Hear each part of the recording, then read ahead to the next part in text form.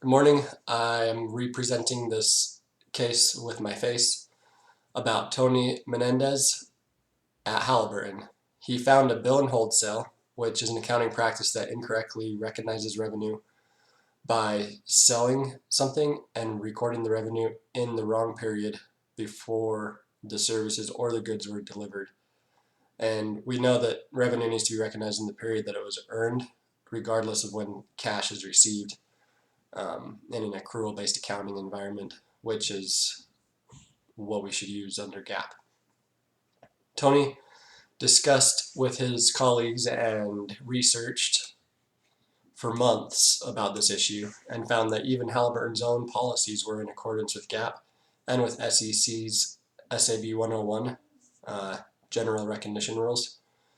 Everything seemed to support his finding that Halliburton was misstating financial statements because of this grievance. Furthermore, he found the misstatements to be material. Tony reported this to his boss, who agreed with Tony's findings and took it to the other accounting executives.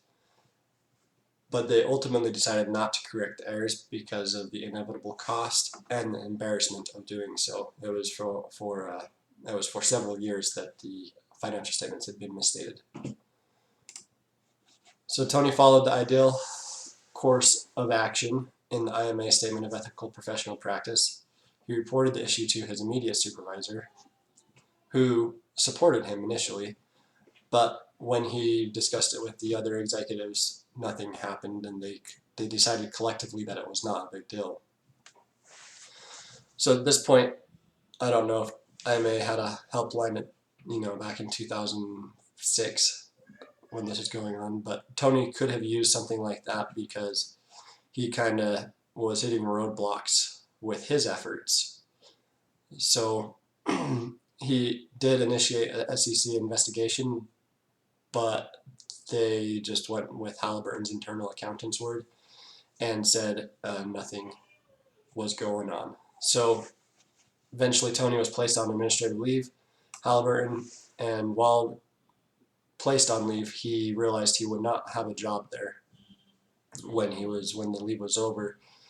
So he did some more research and found that he could file a whistleblower claim under the Sarbanes-Oxley Act, under the anti-retaliation provisions. A judge in 2008 concluded that Halliburton did not retaliate. However, Tony didn't give up and appealed the case to the Administrative Review Board.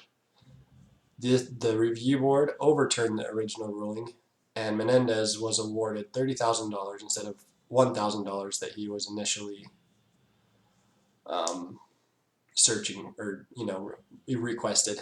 I think Tony Menendez's primary purpose was not to receive financial reward, rather to cease the incorrect accounting practice in Halliburton.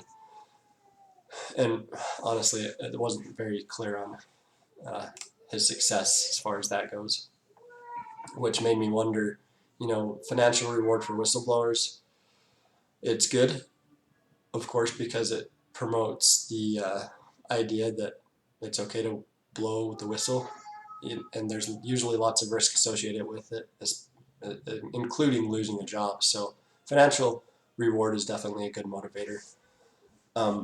I do think it's interesting. Tony seemed not to be interested in the financial reward, requesting only $1,000.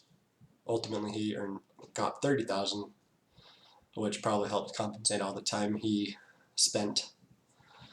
But really, he was just trying to do the right thing and get Halliburton putting out accurate information to the public.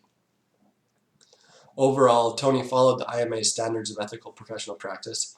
He remained competent, kept things confidential when necessary. He wasn't broadcasting it. He didn't go to the newspapers. He acted through the channels that he needed to, that made sense for the situation. He acted with a high degree of integrity and had a credible evidence for his allegations. Unfortunately, decisions are often made to cater the easiest path of resolution, as the accounting executives did.